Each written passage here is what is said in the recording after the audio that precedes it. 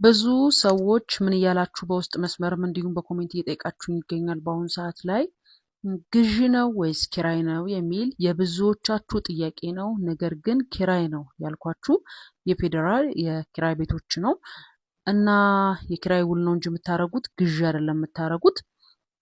እና ተጫርታችሁ ካሸነፋችሁት በጣም የሚገራርም ቤቶች የመሳሰሉ ቤቶች ናቸው ተዘጋጅተው ለጨረታው የቀረቡት ልላችሁ ነው የመጣሁትኝ። እንደምታዩት ነው። ይሄ ባለ 3 መኝታ ክፍል ነው። ክፍሎቹ ይታያችኋል። ይሄ አሁን ለምሳሌ ትልቁ መኝታ ክፍል ሲሆን የራሱ መታጠቢያና መጸዳጃ ቤት ያለው ሲሆን አንደኛው መኝታ ክፍል በጣም ጥሩ አድርገው ነው አመቺ አድርገው ነው የሰሩት።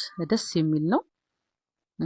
ጨረታውን ለሚያሸንፍ ሰው ምርጥ እድል ነው ብዬ ነው የማስበው። እና ግዢ አይደለም ለማለት ነው የመጣሁትኝ። ጨረታው በካሬ ነው ወይ እንዴት ነው ወይስ እዛ ላይ በለው በነሻ ዋጋ ነው ብላችሁ ብዙ ሰዎች እየጠየቃችሁኝ ይገኛል። ነገር ግን ጨረታው በካሬ ሳይሆን ራሱ እዛው ሰነዱ ላይ መነሻ ዋጋ የተቀመጠለት ሲሆን በዛ ላይ እንግዲህ ይሆነኛል የምትሉትን አስገብታችሁ እችላለሁ አቅሜ ነው የምትሉትን አስገብታችሁ መጫረት ትችላላችሁ። እንግዲህ እንደምታዩት ነው።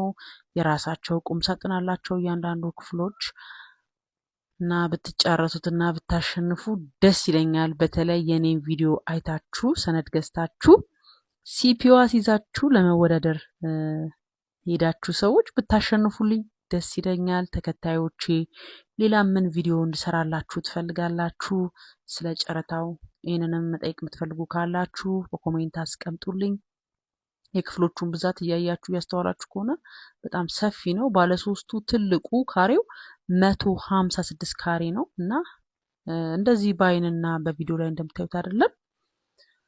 በጣም ምርጥ ተደርጎ ነው። እንግዲህ ሰኔ 22 ነው የሚያልቀው።